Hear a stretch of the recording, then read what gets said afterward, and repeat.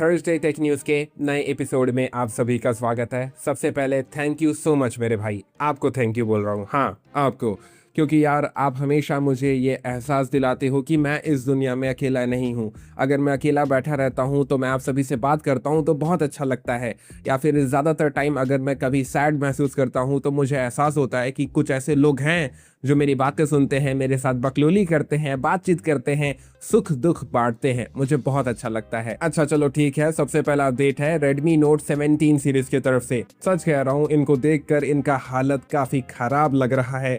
हाय रे, Redmi Note series के phones ऐसे दिखाई देते हैं भाई। Redmi के Note सीरीज के फोन्स देखने से लग रहे हैं यार ये एकदम बजट कैटेगरी वाले स्मार्टफोन का लुक लेके आ रहे हैं।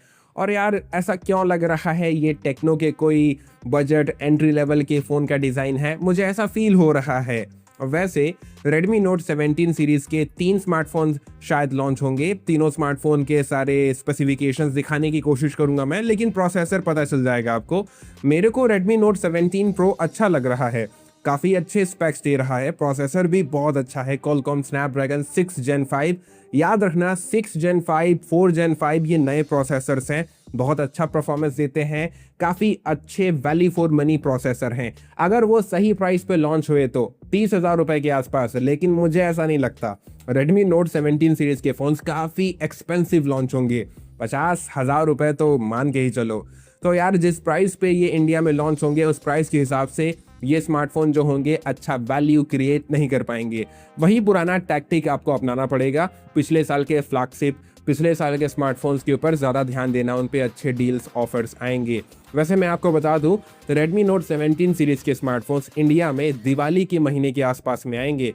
देख लेना कैलेंडर में दिवाली कब है, उसी महीने में समझ के चलो कि ये आ जाएंगे।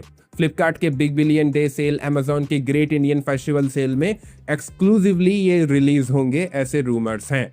कमेंट करके अपने रिएक्शंस मुझे बताओ। जैसा कि मैंने अपकमिंग स्मार्टफोन्स के नए एपिसोड में आप सभी से वादा किया था, मोटोरोला एज 70 मैक्स को लेकर जैसे इन्फॉर्मेशन मिलेंगे मैं आपको बताऊंगा। वैसे ये स्मार्टफोन इंडिया में लॉन्च होने वाला है, मोटोरोला टीज कर रहा है।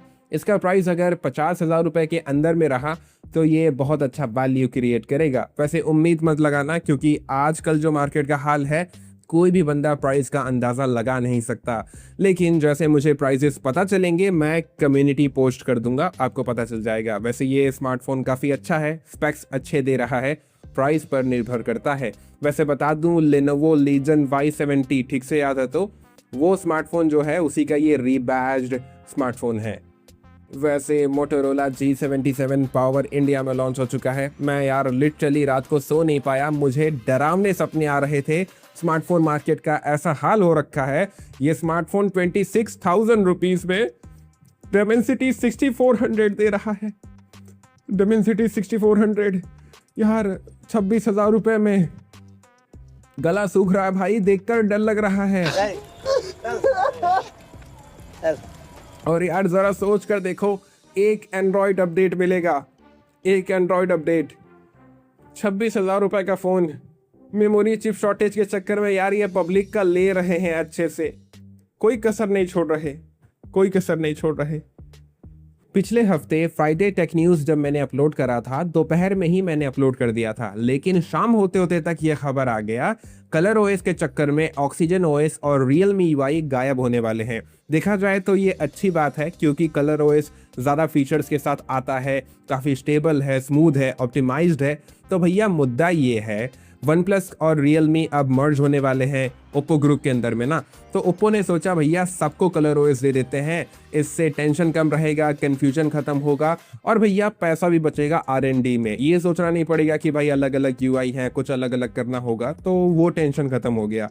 इससे Realme OnePlus का बहुत ज़्यादा फ़ायदा होगा और जो यूज़र्स हैं Realme OnePlus के उनको भी फ़ायदा पहुंचेगा। अगर आपका Realme OnePlus का फ़ोन अगला अपडेट के लायक है, पॉलिसी चेक करना अपने स्मार्टफोन का कि कितने अपडेट मिलेंगे, तो आपको कलर ओएस का अपडेट मिल जाएगा, तो आपके लिए अच्छी बात है ये। लेकिन यार दुख होता है, ऑक्सीजन ओएस नॉस्टैल्जिया था यार। अगर आप ये खबर सुने हो iQOO 16 इस साल लॉन्च नहीं होगा तो ये आधा सच है। पहली बात तो रूमर्स हैं, रिपोर्ट्स हैं, ऐसे कई बड़े बड़े सोर्सेज कह रहे हैं iQOO 16 इंडिया में लॉन्च नहीं होगा, और भी कुछ ऐसे मार्केट्स होंगे, लेकिन चाइनीज लॉन्च कंफर्म है। iQOO 16 चाइना में लॉन्च होगा क्वालकॉम के प्रीमियम फ्लैगशिप प्रोसेसर के साथ। और यार अभी कहना थोड़ा सा जल्दबाजी हो जाएगा, जैसे जैसे महीने गुजरते हैं निपुण मारिया पे निर्भर करता है। अगर वो कुछ ऑफिशियल स्टेटमेंट रिलीज करेंगे तो पता चलेगा अपने को, लेकिन एज ऑफ नाउ योगेश भाई जैसे बहुत ही अच्छे रिलायबल सोर्स ने कह दिया है, तो उम्मीद बहुत कम है iQOO 16 का इंडिया में लॉन्च होने का। सच कहूँ तो यार मेरे अंदर ये डर है कहीं OnePlus 16 कैंसिल ना हो जाए, क्योंकि ऐसे बहुत सारे रूमर्स तो उड़ रहे हैं OnePlus 16 इंडिया में लॉन्च नहीं होगा, लेकिन एज ऑफ नाउ कोई रिलायबल सोर्स अच्छे तरीके से इसको एक्सप्लेन नहीं किया है। और देखा जाए तो ओप्पो का स्ट्रेटेजी बदल रहा है, ओप्पो का स्टाइल अलग है, वीवो का स्टाइल अलग है iQOO को लेकर, तो ऐसा लगता है OnePlus 16 एज ऑफ नाउ तो उम्मीद लगाते हैं इंडिया में लॉन्च होगा।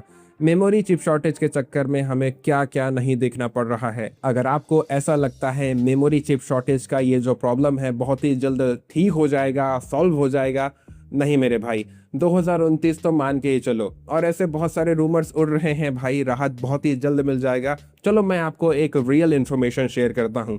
सैमसंग अपने डी रैम मेमोरी चिप्स के प्राइस इंक्रीज करने वाला है, बहुत ही जल्द इंक्रीज करेगा वो मेमोरी चिप शॉर्टेज के चक्कर में। यहाँ पर बड़े बड़े चिप मेकर्स ब्रांड जो हैं अपने प्रोसेसर्स, अपने चिप्स के प्राइजेस इंक्रीज कर रहे हैं, और आपको लगता है मेमोरी चिप शॉर्टेज का प्रॉब्लम ठीक हो जाएगा? सप्लाई जब तक बढ़ेगा नहीं तब तक कुछ नहीं हो सकता है। एआई के चक्कर में डिमांड बहुत ज़्यादा है, और ये जो बड़े बड़े दिग्गज हैं, ब्रांड्स हैं, सैमसंग, हाइनिक्स, फॉक्सकॉन और भी जितने सारे मैन्युफैक्चरिंग ब्रांड्स हैं भाई, वो सब इन्हीं सब चक्करों में अपना फ़ायदा देख रहे हैं। एआई के चक्कर में उनको ज़्यादा प्रॉफिट हो रहा है। जिसका डर था वही बात हो गई। जब जब हम लोग काल भाई से उम्मीदें लगाते हैं, काल भाई हमारी उम्मीदों के साथ KLPD कर देते हैं। लेकिन मेरा बात सच हो गया, 30,000 रुपए में नथिंग फोन 4B लॉन्च हुआ है। कमेंट में जाकर गाली देने से पहले पूरा बात तो सुनो।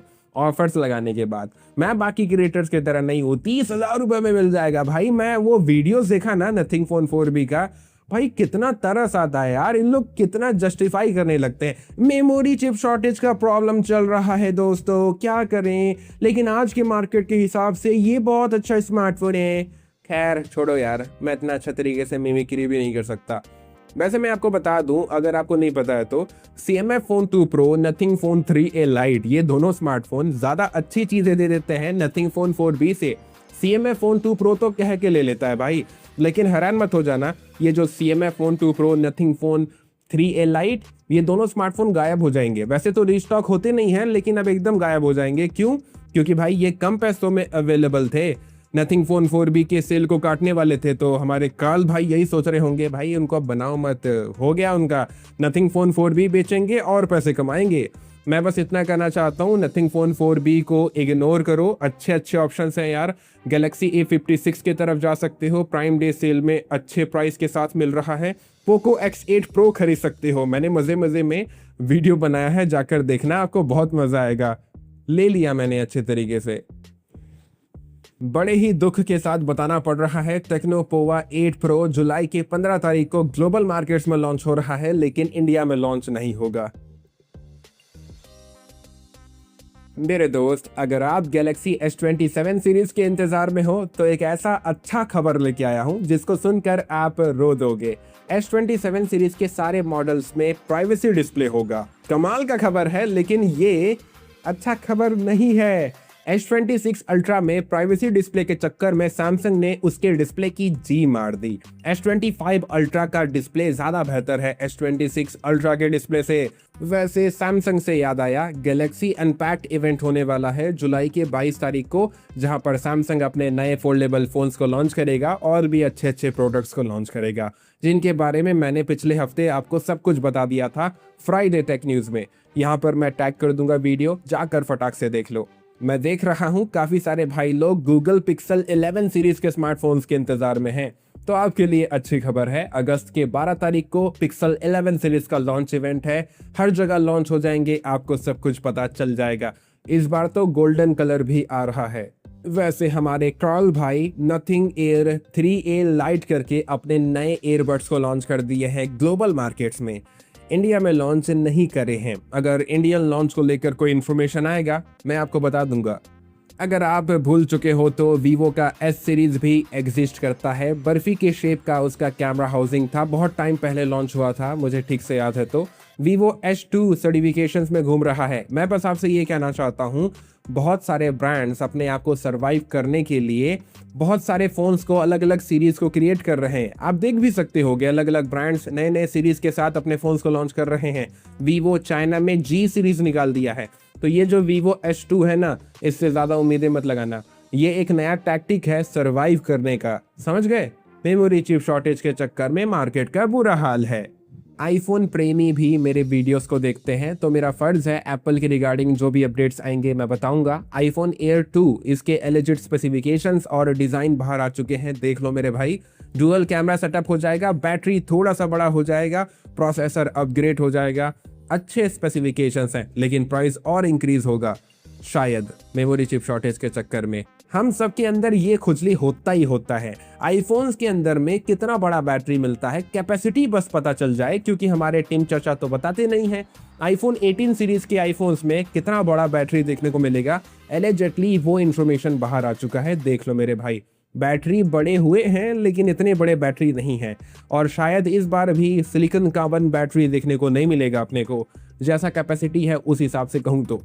योगेश भाई एक और सैड अपडेट शेयर किए हैं। अगर आप भूल चुके हो तो Realme के GT सीरीज के स्मार्टफोन्स के साथ रिको ने कोलैबोरेशन किया था 3 साल के लिए, जिसमें वो Realme के साथ मिलकर कैमरास को और इन्हांस करेंगे, समझ गए ना।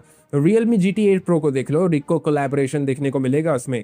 लेकिन योगेश भाई कहते हैं अब तो GT सीरीज के नए फोन्स नहीं आएंगे, ये रिको कोलैबोरेशन का क्या होगा आगे चल के कोई नहीं जानता। तो यार Realme GT सीरीज के फोन्स अब आपको देखने को नहीं मिलेंगे। जैसा कि मैंने भी कहा था, रिपोर्ट्स ऐसे हैं Realme OnePlus मर्ज हो रहे हैं, तो GT सीरीज कहां से देखने को मिलेगा। और अभी तक GT 9 सीरीज को लेकर कोई इन्फॉर्मेशन कहीं पर भी दिखाई नहीं दे रहे हैं। तो Realme ऑफिशियली शांति की तलाश में आगे बढ़ रहा है। परेशान क्यों होते हो भाई, Realme अच्छे अच्छे फोन्स को तो लॉन्च कर ही रहा है। Realme Narzo 100X लॉन्च होने वाला है, 100X। और यार Realme अपने कुछ कुछ स्मार्टफोन्स के प्राइसेस और इंक्रीज कर दिया है ना। Realme कितना अच्छा काम कर रहा है, यही तो देखने के लिए हम लोग बैठे हैं। इसी चक्कर में तो हम लोग अपना पैसा खर्च करेंगे। सोनी ने value for money camera sensor unveil किया है, सोनी लाइटिया 610। ये ऑफिशियली सोनी लाइटिया 600 और सोनी IMX 882 का सक्सेसर है, लेकिन बहुत अच्छे अपग्रेड्स के साथ आया है। 64 मेगापिक्सल का ये कैमरा सेंसर है। सबसे पहले हमें Vivo X500 सीरीज के स्मार्टफोन्स के साथ देखने को मिलेगा। उनमें ये सेकेंडरी कैमरा के तौर पे यूज होगा कहीं पर, लेकिन यार ये मिड रेंज कैटेगरी के स्मार्टफोन में एज प्राइमरी कैमरा सेंसर के तौर पे अगर दिखेगा तो बहुत अच्छा रहेगा, बहुत अच्छा वैल्यू देगा यार ये। मैं तो काफी खुश हूँ, सोनी अच्छा काम करा है। सैमसंग अपने A सीरीज के अंदर में 8 नंबर के ऊपर काम करना शुरू कर दिया है। Samsung Galaxy A18 5G 4G वाले वर्जन में MediaTek Helio G99 होगा, 5G वाले में Snapdragon 6S Gen 3 होगा। अब आप सोच रहे होंगे सुफियान भाई आप इस फ़ोन की इन्फॉर्मेशन क्यों दे रहे हो। अगर आपको पता नहीं है तो हैरान मत हो जाना, इस साल ये सबसे मोस्ट सेलिंग स्मार्टफोन्स के लिस्ट में आ जाए, समझ गए। क्योंकि सैमसंग के ये जो A सीरीज के बजट कैटेगरी के एंट्री लेवल के फ़ोन होते हैं ना, पूरी दुनिया में बहुत सेल होते हैं, बहुत बंदे खरीदते हैं। दैट्स वाई सैमसंग इनको बनाता है बहुत ही तवज्जो के साथ। Vivo X300e, हाँ मेरे भाई X300 में एक और फोन आने वाला है, ऐसे इन्फॉर्मेशंस हैं। According to digital chat station हमें एक नया डिजाइन देखने को मिलेगा, और यार ये जो स्मार्टफोन है बहुत ही जल्द चाइना में डेब्यू करेगा। As of now Indian launch को लेकर कोई इन्फॉर्मेशंस नहीं है, लेकिन ये फोन काफी अच्छी चीजें प्रोवाइड कर रहा है, मैं काफी एक्साइटेड हूँ। हाँ तो भैया iQOO Z11 Lite और Vivo T5 Lite इंडिया में लॉन्च होने वाले हैं। दोनों ब्रांड्स टीज कर रहे हैं Dimensity 6300 के साथ। दोनों स्मार्टफोन के प्राइजेस को देखकर आप हैरान हो जाओगे। वैसे दोनों स्मार्टफोन सेम ही होंगे, ब्रांडिंग अलग अलग होगा। मैं बस आपसे कहना चाहता हूँ iQOO का बस और एक स्मार्टफोन है iQOO Z11, उसके बाद वो इस साल कोई स्मार्टफोन लॉन्च नहीं करेंगे due to memory chip shortage. फिलहाल तो यही रिपोर्ट्स और रूमर्स हैं। Redmi Turbo 6 Max, जिसको आप Poco X9 Pro Max भी कह सकते हो, ऐसे इन्फॉर्मेशंस हैं, रूमर्स हैं, इस साल के एंड होते होते तक दिसंबर के अराउंड में चाइनीज लॉन्च देखने को मिल सकता है अपने को। इंडियन लॉन्च हमें अगले साल के फर्स्ट क्वार्टर में देखने को मिलेगा। पोको X9 Pro Max के रिगार्डिंग मैंने इन्फॉर्मेशन शेयर किए थे, लेकिन अभी कुछ नए इन्फॉर्मेशन आए हैं डिजिटल चैट स्टेशन के थ्रू। पहली बात तो यार 7 इंच के आसपास का डिस्प्ले होगा। 7 इंच एक तरीके से मिनी टैबलेट ही बना रहे हैं रेडमी वाले, लेकिन जो स्पेसिफिकेशंस है वो बहुत ही लाजवाब है भाई। मजा आ जा रहा है स्पेसिफिकेशंस को देखकर, बहुत तगड़े स्पेक्स हैं। मैं काफ़ी एक्साइटेड हूँ इस फ़ोन को लेकर। जैसे नए नए इन्फॉर्मेशन आएंगे मैं आपको बताऊंगा। वीडियो अच्छा लगा तो लाइक करना, चैनल को सब्सक्राइब करना। हमेशा अपना ख्याल रखो, खुश रहो। जय हिंद, जय भारत।